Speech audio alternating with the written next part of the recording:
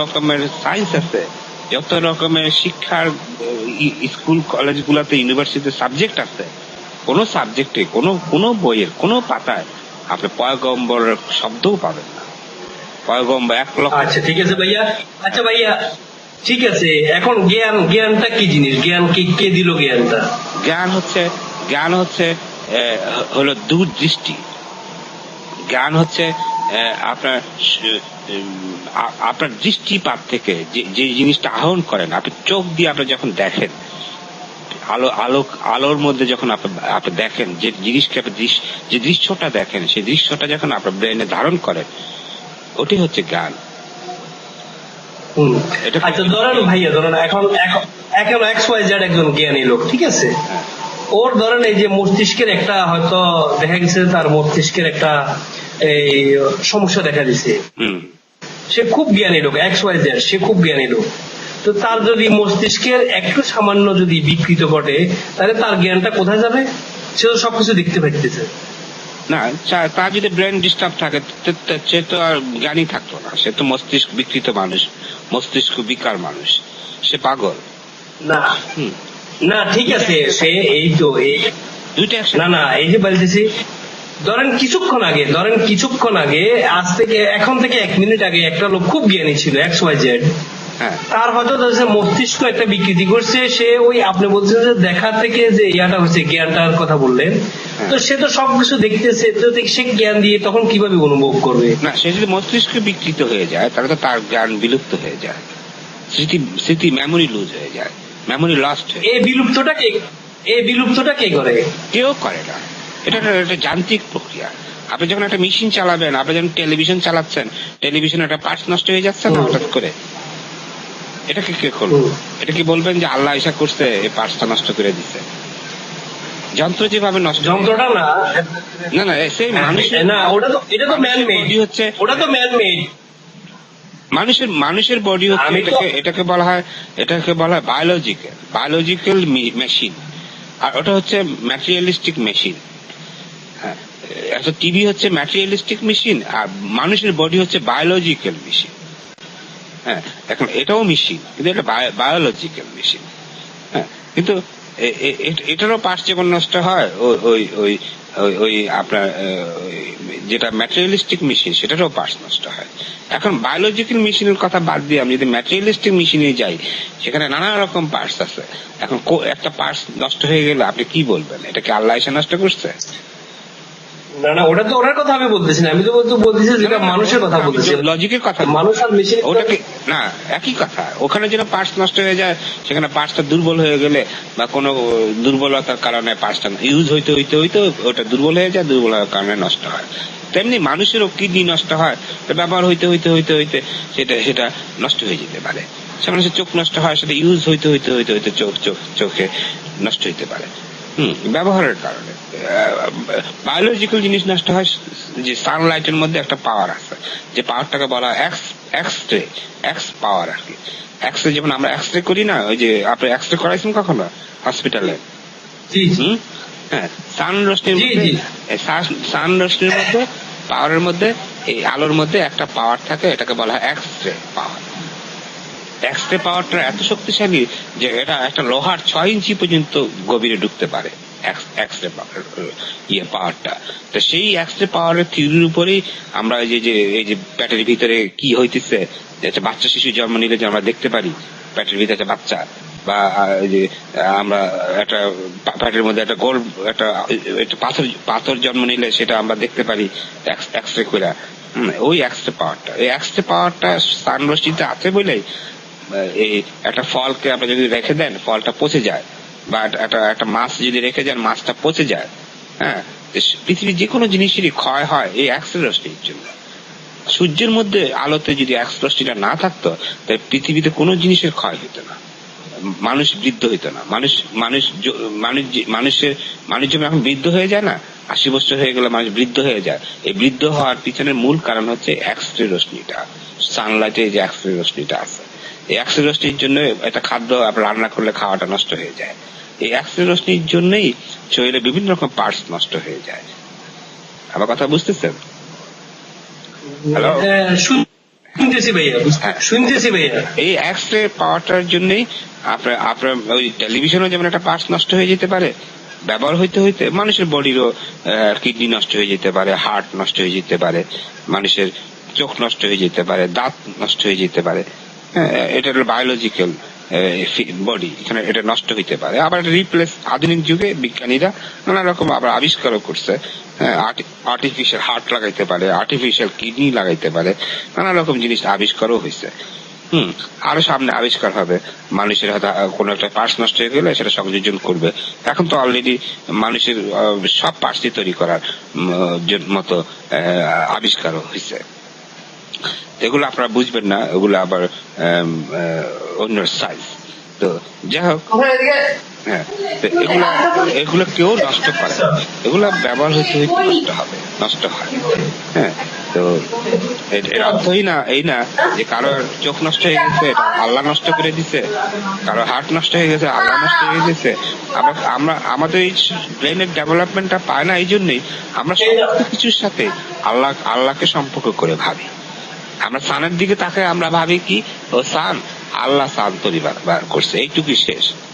সান কি আর জানতে চাই না, সানের ভিতরে কি আছে এটা আর জানতে চাই না। সানের দিকে তাকে ও সান আর সান তো আল্লাহ বানাইছে, শেষ। হুজুররাও আপনাকে এক কথাই বলে দিবে, আল্লাহ সূর্য বানাইছে, আল্লাহ নক্ষত্র বানাইছে, আল্লাহ। ঠিক আছে ভাই, হ্যাঁ ঠিক আছে ভাইয়া, আল্লাহ তো আল্লাহ সূর্যের মধ্যে কি আছে, সূর্যে কত রকমের গ্যাস আছে, সূর্যের তাপমাত্রা কি, সূর্য কত বড়, সূর্যের ভিতরে কি কি জিনিস দিয়ে তৈরি, হ্যাঁ, এগুলোর উপর তো একটা হুজুর বলতে পারবে না, বলেও জানেও না। না ভাই না, কি জন্য ভাই শুনেন, আমি ঠিক আছে আমি আল্লাহ বিশ্বাসী, আপনি আল্লাহ বিশ্বাসী না, আমার বিশ্বাসটা আমার এতে আপনারটা আপনার জায়গায়, ঠিক আছে ভাইয়া। এখন যে জিনিসটা আপনি বলতেছেন আজ পর্যন্ত আপনি ভাই আপনার জায়গায় করবেন, আর আমি একটা সত্য চর্চা করবো বা আমি একটা মিথ্যা চর্চা করবো, আপনি সত্য চর্চা করবেন, এটা ঠিক না। সত্য একটাই, সত্য হাজার রকম। ঠিক আছে, না না সত্য এই যে আপনি ভাইয়া আপনি বললেন যে সূর্য সম্পর্কে একটা, যে সূর্যকে আল্লাহ বানাইছে, এই জিনিসটা একজন আলেম বলতেছে, ঠিক আছে ভাইয়া, একজন হুজুর বলতেছে, মানে আল্লাহ কোরআনে বলতেছে যে আল্লাহ এটা স্রষ্টা। এখন আপনি বলতেছেন ওটার ভিতরে কি আছে, এই যে সূর্যের ভিতরে কি আছে সে জিনিসটা জানার চেষ্টা করে না। এখন আমার প্রশ্ন হলো কি, আজ পর্যন্ত কোন ব্যক্তি কি এটার সম্পূর্ণাঙ্গ কোনো কিছু বের করতে পারছে? হ্যাঁ, সমস্ত, শুধু সূর্য কেন, পূর্ণাঙ্গ কেন, সূর্য কেন, জগতে যা কিছু আছে সমস্ত কিছুর উপরই মানুষের রিসার্চ আবিষ্কার আছে, থিওরি আছে, এবং সমস্ত কিছুর উপর প্রশ্নের সমাধান আছে। কিন্তু আপনারা আজ পর্যন্ত পূর্ণাঙ্গ ভাইয়া, আজ পর্যন্ত আমি যেটা জানতে চাইতেছি যে একটা বস্তুর পূর্ণাঙ্গ, মানে এই যে সূর্য বলেন, চন্দ্র বলেন, গ্রহ বলেন, উপগ্রহ বলেন, এটার কি পূর্ণাঙ্গ আজ পর্যন্ত কোনো কিছু কোনো বৈজ্ঞানিক আবিষ্কার করতে পারছে?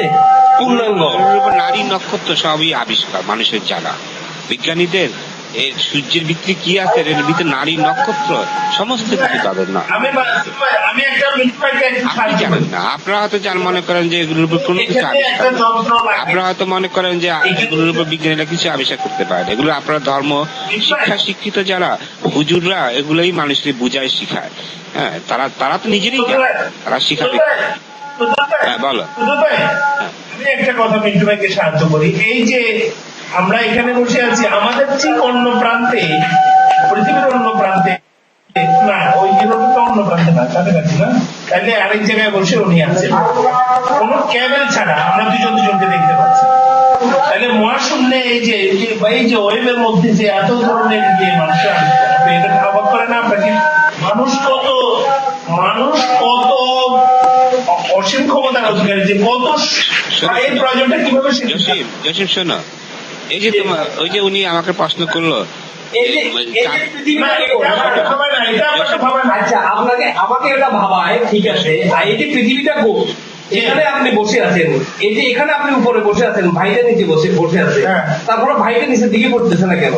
এটা কে ঘুরে গেছে? এত বড় পৃথিবী, আপনি বলতেছেন এটা তো ক্যাবেল, এটা তো যে কোনো জায়গায় আপনার মনে হয় না কি এই কোথেকে আসবে, এটা মনে আসে না? আপনি যখন ঘুরে গেছে কি ঘুরে ঘুরে গেছে তখন আপনার মনে আসে না ও কোথেকে আসবে, আপনার তখন এইভাবে মনে আসে। হওয়াটা যে ওকে নিয়ে যে চিন্তা করবে তার মনে আমি তা বলছি না যে আপনি যখন দেখেন যে এই সব ঘুরে গেছে তারপর মাথায় আসলে কি রে করতে গেছে এটা তো এর সম্পর্কে আমার তো চিন্তা করার কোনো যোগ্যতা নেই। কথা সে অন্য কথা না ওর সব আমি তা বলছি না কথা সাধারণ জিনিস আছে না। আপনি যখন বলেন যে এই উনি ঘুরে গেছে সব ঘুরে গেছে, তখন তো এই সাধারণ একটা বাচ্চা ছেলের মতো আসবে কিন্তু এই লোকটা করতে গেছে ঠিক, আপনার প্রশ্নটা তো ঠিক, আমি তো মানলাম, কিন্তু কে প্রশ্ন করবে? সে আপনার মাথায় কি জসিম স্টাফাও আমি বলি, হ্যাঁ। তুমি বুঝতে পারো। এই যে এই যে ওনার নাম মিন্টু সাহেব না, তো মিন্টু সাহেব কি জানে হোয়াট ইজ দ্য ব্ল্যাক কিন্তু হোল? ভাই হ্যাঁ, ব্ল্যাক হোল কি জানে? এই ব্ল্যাক হোলের অল্প একটু ইউটিউবের ভিতরে একটু দেখছিলাম আর কি, অল্প একটু, বেশি ব্ল্যাক দেখি। হোলটা কি জানেন আপনি? এই যে অনেকগুলো আছে, সে ব্ল্যাক হোল দেখলাম যে অনেকগুলা, আমি এটার উপর কি তারাকে মানে গ্রাস কিভাবে করতেছে? না ব্ল্যাক হোলের উপর ব্ল্যাক হোলের যে শক্তি, ব্ল্যাক হোল যে শক্তিতে ঘুরতেছে সেই শক্তির কারণেই পৃথিবী ঘুরতেছে। এই ব্ল্যাক হোলটাকে তো স্রষ্টা ঘুরাচ্ছে, স্রষ্টার হুকুমে ঘুরতেছে। সেটা পরে আসতেছি। আপনি যে বললেন পৃথিবীকে ঘুরাচ্ছে ব্ল্যাক হোলটা। ব্ল্যাক হোলের শক্তির কারণে পৃথিবী ঘুরতেছে, সূর্য ঘুরতেছে, সবকিছু ঘুরতেছে, সমস্ত কিছু আন্ডারে। একটা ব্ল্যাক হোলের আন্ডারে যে গ্যালাক্সি যত নক্ষত্র আছে, সমস্ত নক্ষত্র যে গতিশীল, এই গতিশীলটা ব্ল্যাক হোলের শক্তির কারণে তৈরি হচ্ছে। সুতরাং পৃথিবী যে ঘুরতেছে এটাও ব্ল্যাক হোলের শক্তি থেকে আসতেছে। হইতে পারে, ঠিক আছে ভাইয়া। ব্ল্যাক হোল কেন ঘুরতেছে এটা আপনি আমাকে প্রশ্ন করতে পারেন যে ব্ল্যাক হোল কেন ঘুরতেছে, ব্ল্যাক হোল এই শক্তিটা কোথায় পাইছে, তাই না? আমার একটাই কথা, সেটা হচ্ছে কি সবই আল্লাহর হুকুম হইতেছে, এবং ব্ল্যাক হোলকে যেটা থেকে আপনি বলবেন ব্ল্যাক হোল যে পৃথিবীকে ঘুরাচ্ছে, আল্লাহর হুকুম হইতেছে। আল্লাহর কে হুকুম দিছে? আল্লাহ কাকে হুকুম দিছে? এটার দায়িত্বে যে নিয়োজিত আছে তাকে হুকুম দিচ্ছেন। আল্লাহকে কে ঘুরাইতেছে? আল্লাহ কোথায় শক্তি পাইছে? এটা তো বলা যাবে, ওটা তো আল্লাহ, তো আল্লাহ এটুকু বলতে পারেন আল্লাহ কোথা থেকে আসছে, আল্লাহকে কে বানাইছে? ওটা বলে ওটার কোনো না, ওটার সম্পর্কে তো বলার আমার কোনো যোগ্যতা নেই, সারা পৃথিবীর মানুষের যোগ্যতা নেই। আপনি যখন আল্লাহ বিশ্বাস করেন আল্লাহর উপর সব উত্তর দিতে হবে। আপনি এখানে কেন আটকে যাবেন যে আল্লাহরে কে বানাইছে, এই যুগ আর যাবো না? আল্লাহরা তাহলে আমার প্রশ্ন করতে পারেন যে গ্যালাক্সি কিভাবে তৈরি হচ্ছে, কে তৈরি করছে, ব্ল্যাক হোল কেন ঘুরে, আপনি যেন আমাকেই প্রশ্ন করতে পারেন। নিশ্চয় কেউ ঘুরায়, নিশ্চয় এই ব্ল্যাক হোলকে কেউ ঘুরাইতেছে, নিশ্চয় আল্লাহ নামক কিছু একটা আছে।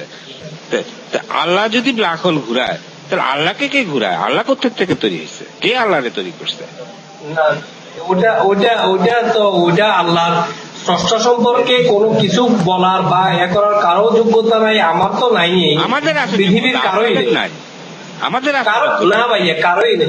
অবশ্যই এটা সেটা আপনি বলতে পারেন, সেটা আমি আমার দৃষ্টিতে কারো নাই যোগ্যতা আল্লাহ সম্পর্কে। ক্ষুদ্র দৃষ্টিতে অবশ্যই ক্ষুদ্র, হ্যাঁ, ক্ষুদ্র দৃষ্টিতে আপনি কি বুঝবেন? আর সেজন্য আপনি একটু সমস্যার সমাধান পান না, প্রশ্নের উত্তর পান না, যেন আপনি গড বিশ্বাসী হয়ে থাকেন। আপনার চেয়েও যারা আরো ক্ষুদ্র আছে তারা তো আরো কোনো কিছুরই উত্তর পায় না। হ্যাঁ, সুতরাং সে গড বিশ্বাসী হয়ে থাকে। তাদেরকে মানুষ বুঝানো হয় যে গড বানাইছে, তাদের উত্তর একটাই, আল্লাহ বানাইছে, আল্লাহ আছে, আল্লাহ আমাদেরকে এগুলি সব দিচ্ছে, আল্লাহ আমারও বানাইছে। হ্যাঁ, এখানে সে তার প্রশ্নের উত্তর শেষ, তার আর কোনো কিছু জানার দরকার নাই, আল্লাহ বানাইছে, সেখানে থেমে থাকে। পৃথিবীর এমন অনেক কিছু আছে যা মানুষ তো সর্ববিষয়ে জ্ঞানী না, পৃথিবীতে কোনো মানুষের সর্ববিষয়ে জ্ঞানী না, কোনো মানুষের কে জ্ঞানী না, পৃথিবীতে কোনো মানুষের সর্ববিষয়ে জ্ঞানী না, একজন এক এক ধরনের জ্ঞানী ভাইয়া। আপনি যদি পৃথিবীতে কোনো মানুষ যদি জ্ঞানী না হয় তাহলে হুজুর কিভাবে দাবি করে যে সে সবকিছু জানে, সে জ্ঞানী না ভাইয়া? তাহলে সে আল্লাহকে অনুভব করে কিভাবে? আমি বলছি সর্ববিষয়ে বলছি ভাইয়া, একজন